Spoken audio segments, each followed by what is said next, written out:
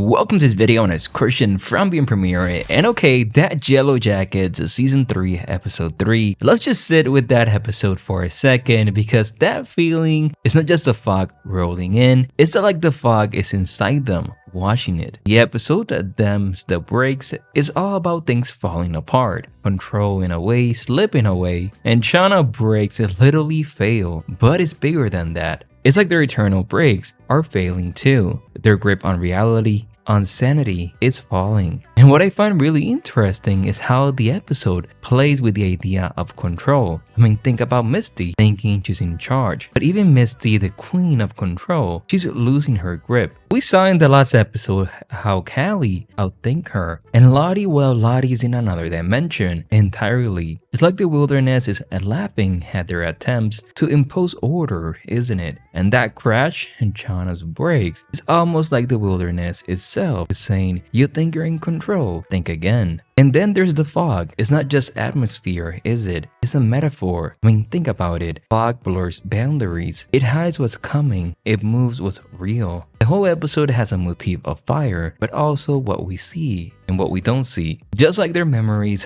just like their sanity. That fog is entering into their mind, and maybe even ours, making it harder and harder to see clearly, to know what's real and what's something else. And Lottie's talk of sacrifice and the wilderness being pleased is interesting with what we see later with Ty in this episode. And Ben is like, oh well. It's like the wilderness is demanding more, and that gift Ben gets, that remission, is not a blessing, it's a bargain. A dark and dangerous bargain with something they don't understand. Or is that fog? Is it something they will carry with them forever? So okay, but let's begin with Chana and Misty in this episode, because this is where it really throws us in. That minivan scene in chaos, brakes falling, Chana freaking out.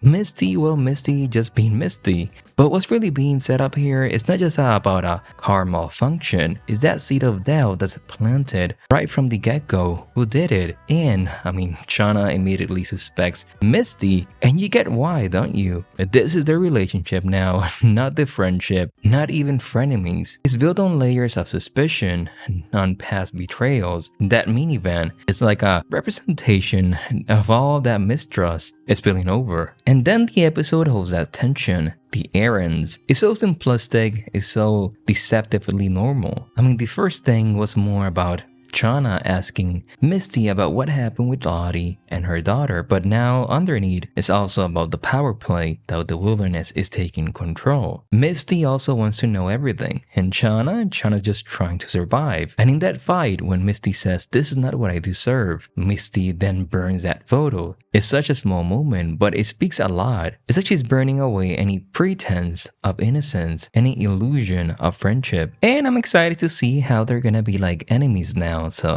But that's just one part in this episode. That dance of mistrust between Chana and Misty is mirrored in another relationship in the wilderness timeline, when paranoia takes on a whole different, much darker form. Now, at the beginning of the episode, we see how Coach Ben pretty much released Mary back to the girls, and how the girls, after knowing, want to find him back. Now, the past, the wilderness timeline in this episode is a whole different kind of issues, and it all centers around Coach Ben. Mary going back to camp after both of them hurt each other's eyes. Again, that vision motif, explaining about Coach Ben and how he's alive, and the girl deciding to go get him, but it turns out the opposite way. It's presented as this miracle, this impossible return, but right away we know there's something off. We know that she knows something, and that's a setup, a return that feels like a rescue, and more like a trap from the wilderness itself. And then the tension builds, brick by shilling brick. The cave is not a safe place now, it becomes a prison.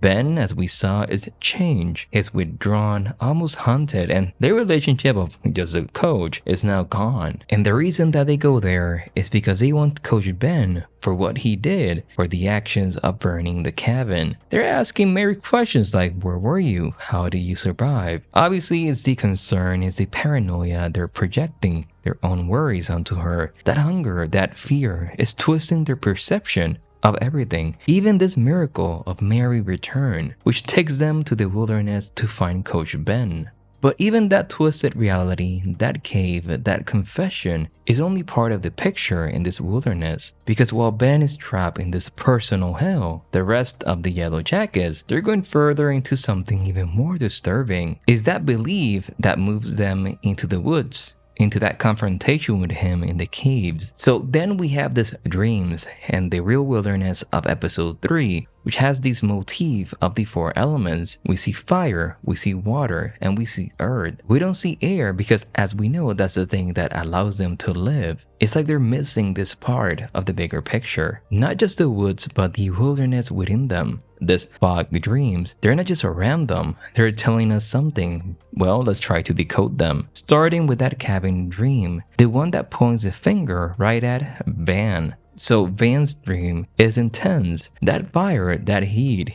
even the arms. And it just makes you wonder, is this a confession? Is Van subconsciously revealing that she burned the cabin? It's in question. YELLOWJACKETS loves that unanswered plot lines, but think about what fire means. Destruction, yes, but also purification, similar to water. Maybe Van in her dream is dealing with her own destructive impulses, her own darkness, and maybe Ty did it and she knows. So does Van knows about Ty night self who did it? Is she dreaming about her secrets or Ty's secrets? And that's the tension, and I'm excited to see more of this. So there's a lot of questions in this episode. Why they dream of the man with no eyes, and what do the dreams mean? I will do a separate video explaining all of them because it's huge. Like Akilah's dream, that vision in the woods. We see berries, we see goats, chickens. It begins with this deceptive innocence,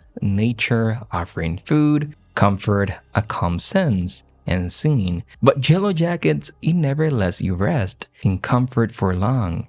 He's the alpaca or llama says careful, they bite. And then the sheep, the shilling reversal. Everything will defend itself. And the trees, those screaming trees, is nature turning on her, literally the earth, the wilderness, which once offered a twisted form of peace, now becoming hostile. It's like Akilah's dream is saying there's no escape, even in nature's beauty, even in the quietest corners of your mind. The wilderness is everywhere, and it's always listening, always demanding. And we move into the element of water, and that is Shauna's dream, perhaps the most heartbreaking of them all, where we see her son, who died, saying, "Mommy, Mommy." That childish voice, that desperate cry, is her guilt, isn't it? Her grief for the baby she lost, for the life she never had. And the water, well, water is often cleansing, but here is isolating, is suffocating. She swims, but she remains trapped, never reaching her son, never escaping that loss. And then Jackie's the one hurting her. That moment of connection is like even Jackie in death cannot offer Chana through peace, cannot pull her out of that grief. And then the interesting part of this is those dreams collide in that shared nightmare in the school. It's a twisted metaphor for YELLOWJACKETS. Trauma and pain is their education. And Lottie becomes a teacher in this shared dream, where she says there's only one dream, and that line from Jackie holding that wood bracelet, "You want to try?" is an invitation to give in, to embrace the pain, to surrender to the darkness. And we see the man with no eyes again walking in the background outside of the room. The silent promise of release, of all the ways to lose a person, that is the kindest. So that is in the Lottie write this. So this dream has so many meaning and so many aspects of the episode. Even the man with no eyes, as we see him later back again. I will discuss this in a moment. So what is this dream so impactful? Because they need to help Shauna, but how and why? The man with no eyes is not just a figment of their trauma, is he? He's leaking into the present, hunting Van and Ty, now in their normal lives, where they go to that restaurant and we see that mascot. It's like the wilderness is refusing to stay behind, because it's not just about dreams and hallucinations. The man with no eyes, he's real, he's a real thing. That commercial, that restaurant, them actually going there, it's like a punch to the gut. I mean, it shattered that illusion of safety, that it was not real, but now it's real. And it's saying, hey, I'm still here. You cannot outrun me. You cannot outdream. I'm in your present now too. And that's what elevates the horror of this episode, which I absolutely love. So that restaurant is a bridge between the wilderness past and their present. It's like the wilderness is using the man with no eyes to commercialize their trauma. Somehow someone knew about it and turned it real, but who and why? So that's my theory, that somehow maybe a Thai told someone in the past and they actually make it something real. And we even see like a fox eating that bunny, which I cannot show, but that means why Thai is like, hey, the wilderness is in me and I can listen to it, because as we can see, whatever sacrifice they provide, that's gonna help them even more. Something that Lottie said, but hey, that's just wild. You see what I did there? Now let's move into another scene of this episode, and that is in the present with Shauna and Lottie and Callie, where as we see, let's start with the necklace itself. It's Jackie's heart necklace. I mean, it's Jackie in a way. It's Jackie's ghost, literally handed to Callie by Lottie, and how she had it. And for Shauna, imagine seeing your daughter wearing that necklace. It's not just a reminder of Jackie, it's a reminder of everything Shauna buried with Jackie. I mean, the affair, the guilt, the wilderness itself, even the horrible things that they did. Lottie knows exactly what she was doing, and she's not giving Callie a necklace, she's giving Shauna a weaponized memory, a tangible symbol of her deepest shame. And Callie, she's just a innocent bystander, right? She accepts that necklace. She's drawn to it, to the mystery of it, to the forbidding allure of her mother's past. Is she being manipulated by Lottie? Absolutely. And that's when Chana explodes. In that kitchen, it becomes a battleground. It's Chana's fury. It's raw, it's visceral.